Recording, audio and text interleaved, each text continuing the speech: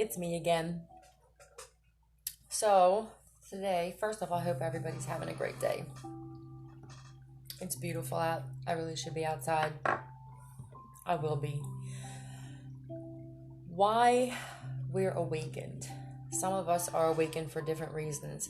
There are people you'll see on YouTube who are awakened and they're warning people about, what's going on in the world and the lies that are being told on a whole and about us being in a sleep state our whole lives, to lies that we've been told about jobs, paying taxes. Like, that's the only reason that we're here, is to go to work, pay bills, pay taxes, go to school, repeat.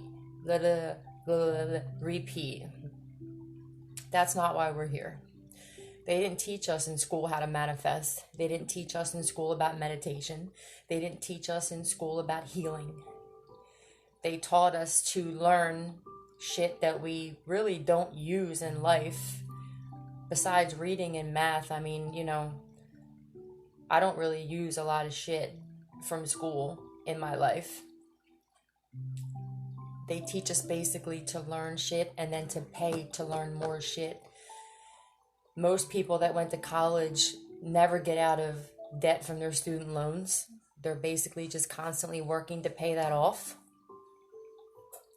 When you learn about manifesting and how powerful your imagination is, you start to change your thoughts, you start to change and watch what you say. And the way that I healed after going through all of that narcissistic abuse from friends, family, bosses, just people you run into on a daily basis, wondering like, why the fuck are these people treating me like this? I thought everybody was like me. That's part of being asleep, because not everybody's like empaths. There aren't many of us left, unfortunately, but that's changing. So some of us, our missions were, like my own, was to handle some past life bullshit with some people and to expose criminals who have been doing some shit for too long and getting away with it. Even some shit that I didn't even know that they did from a long time ago. It's like a trickle down effect, Some of us were awakened to expose what's going on in the world. You'll see different channels have different bits of information for you that are going to help you on your journey.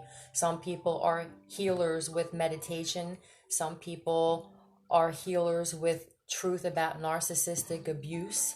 Some people speak about what's going on in the world with the government and the elites and all of the disgusting shit that they do with pedophilia and sacrificing babies and all kinds of sick, twisted shit that these dark beings who actually run this planet have been doing for a long time.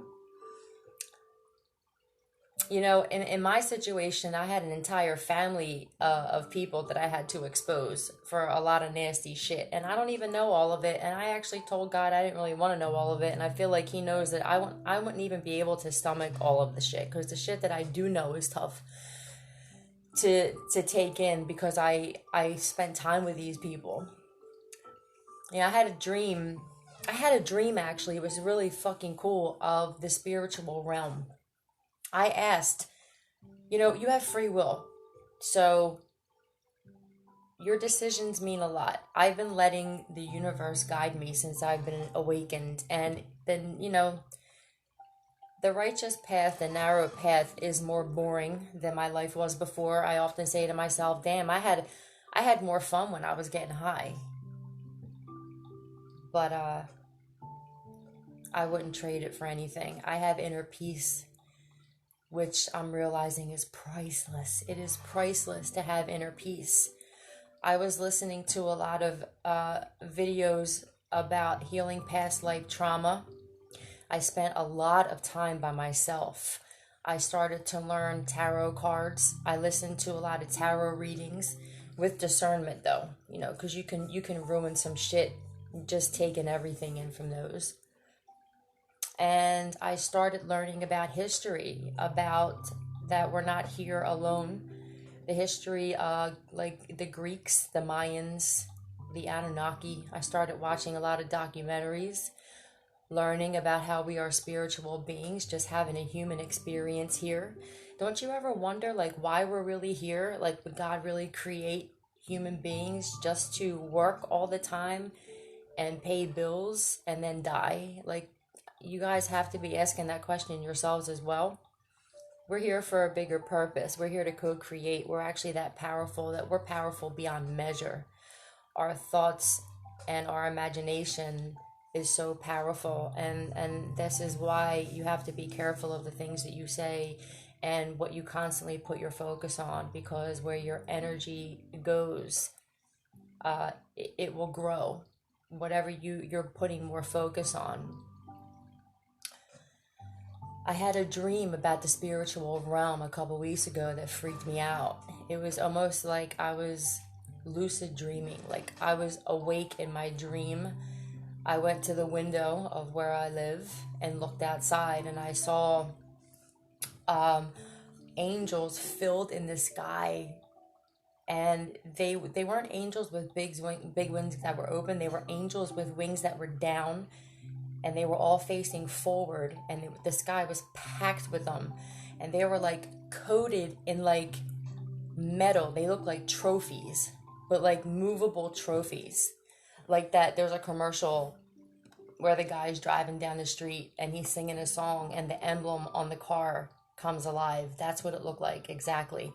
And then below it looked like people just moving around. Like, it looked like a different realm that actually exists, and it looked like people were moving around, like living their life, like there was life on another planet.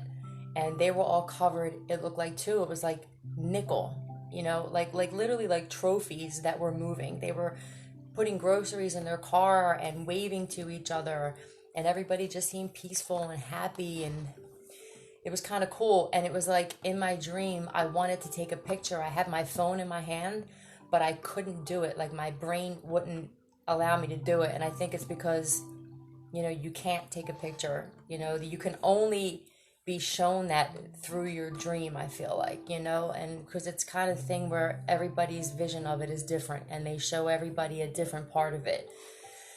I had a dream last night about my mother and my sister, which was interesting because I've done videos about my problems with them my whole life, and how my mother triangulated my sister and I, and instead of helping us get our relationship back, she drove a bigger wedge in between us, because she's a narcissist, and she's a grandiose narcissist who likes attention and likes to cause problems and gossip instead of being the matriarch of the family as a mother and fixing the problems.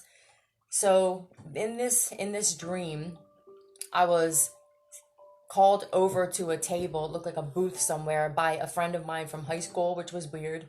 And he had said, I want you to meet these two. I was telling them about you because they don't know you. And I looked over, and it was my mother and my sister. And I was like, that's my mom and my sister. And he looked at me and he was like, really? And then that cut off. And then it went to a part in my dream where I was with my mom and my sister in a crowded place. And I pulled them aside and confronted them and said, the only time that you guys ever notice me is when I'm doing something for you, or fighting for you, or arguing on your behalf. That's the only time that you ever seem to have any time for me, is when you needed me to fight or defend you. And that's actually the truth. It was like, if I wasn't doing something for them, they didn't really know who I was, truly. I didn't really know who I was for most of my life until recently. So, I can't really blame them for that, but it's partially true. So, I feel like I'm a healer in a way where I just tell the truth, and I tell people what they need to hear and not necessarily what they want to hear. And sometimes that's needed. And I feel like your delivery means a lot in how you say things. I can say something, the same thing somebody else says, but in a different way, and people will listen to what I say more so than a person who says it differently. And probably the same for me, in a way that in certain senses my delivery may be wrong, and more people will listen to another person for the way that they explain something. It's just, we all have different gifts of healing, and mine is definitely vocal. After all the things that I've been through over the past year and a half, to do this and to actually want to give back to people in the beginning was very difficult because you have a lot of people out there who aren't healed, who would like to pick everything apart that you say. You have to get past that of like caring what other people think and just realizing that they're not healed. So you were once that person that probably looked for the bad in everything as well. When you see something in someone that you don't like, it's usually a mirror of something about you that you don't like about yourself. When you take accountability for every situation in your life and realize that you're responsible for every single one, it's a lot easier than waiting for an apology from somebody who you know is either not going to be genuine, because who wants to force apology, or that you're not going to get one and then it leaves you stuck. So it's easier to just forgive for yourself and forget, literally, because it only affects you. So yeah, a lot of us are healers in different ways, you know. I don't really feel like I want to get into teaching people how to meditate. I'm still learning how to do that 100% myself. It's not easy to clear your mind. It's really not. I had to use these videos on YouTube, and they just type in subconscious mind flush and listen to them, and they erase subconscious thoughts and trauma from past lives. And because some of us died on the Titanic, some of us were involved in slavery, a lot of things in history that went down, some of us were involved in. We came back here many times, and that's why I don't understand the whole racism thing, because to me it's like we all came back as Asian at one point, male, female, black, white, Hispanic, Indian. I mean, it doesn't really matter. It's your soul that matters. Like, these are just outfits. It's just literally a meat suit that means nothing. It's what's in here that means everything. So I don't understand why people make what we look like on the outside such a big deal. And it wasn't really people that did it. It was the government that did it. And then everybody just kind of followed suit, you know? So it's not easy to talk about things that I've been through. I know that there's always somebody who has it worse, and there's always somebody who has it, you know, better.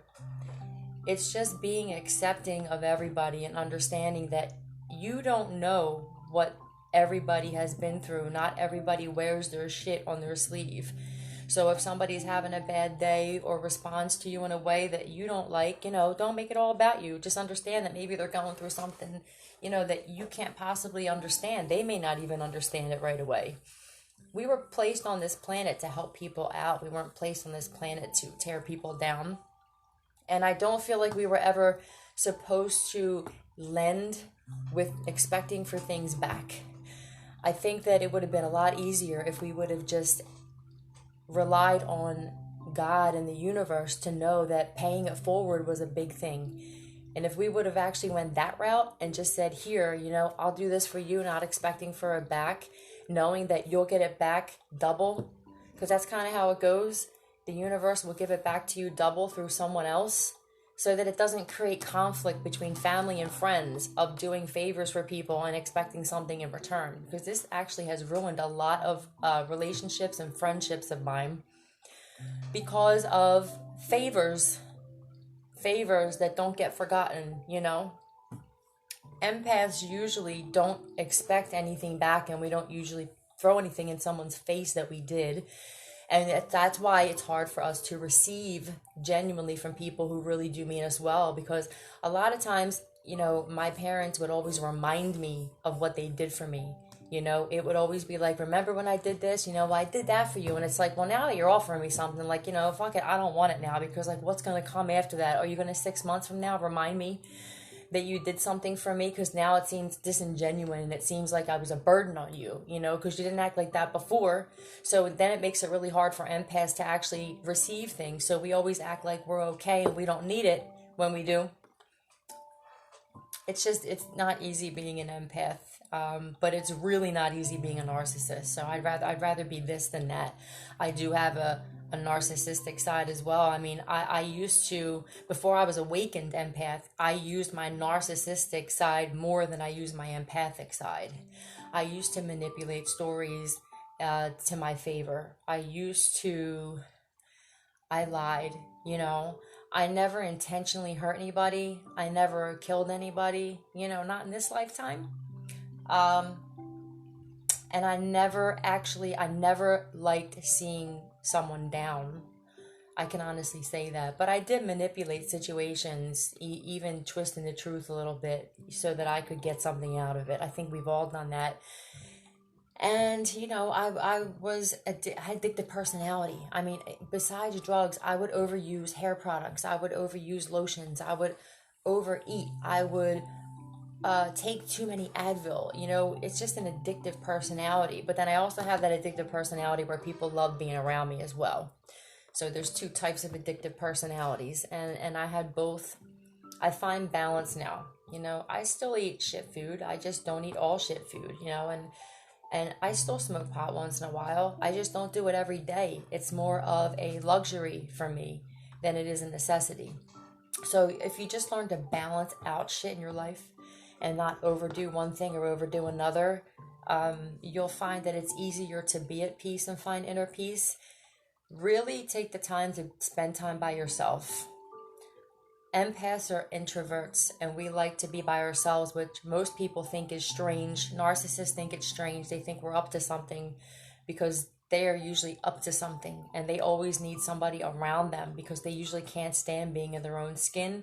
They're constantly reminded mentally of the fuck shit that they've done to people, and they don't usually have anything to show for what they've done in their life. So they constantly need to take their minds off of that, and they always need people around them, or they need to talk about somebody, or it's they have no inner peace. And I'm realizing that it's priceless. It really is to have inner peace. I literally can sit for days and days inside by myself and not feel anything but peace.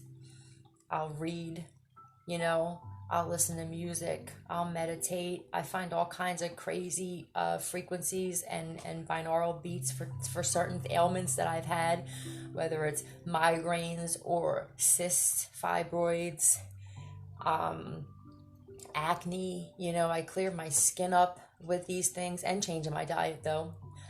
But I sage, you know what I mean? I always have an energy cleaning frequency playing in the background, because once you're awakened, it seems like negative energies, like you're a sponge to it, especially when you're around in a facility or a place where there's a lot of other people. You absorb other people's energy. You could probably go into a supermarket or a mall, and all of a sudden you'll feel agitated, or you'll feel depressed or sad or mad or whatever it is. And a lot of times that's not you. That's the energy of other people. So I used to wear protective crystals around my neck. I don't have them anymore. I have to get more of them. But research crystals and which ones are good for energy protection, and literally start playing some energy clearing music all the time.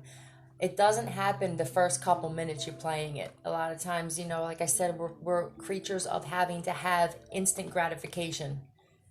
Well, that's me anyway, so I don't know if you're like that, but that's me. But sometimes it takes a little while, but you'll notice that when you play it for a long period of time, you won't feel this uncomfortable feeling. I don't know, it's like when I wake up in the morning, I feel like something's sitting on my chest a lot of times. And it's just negative energy that's around. There's all kinds of energies around us all the time, and they're not all good.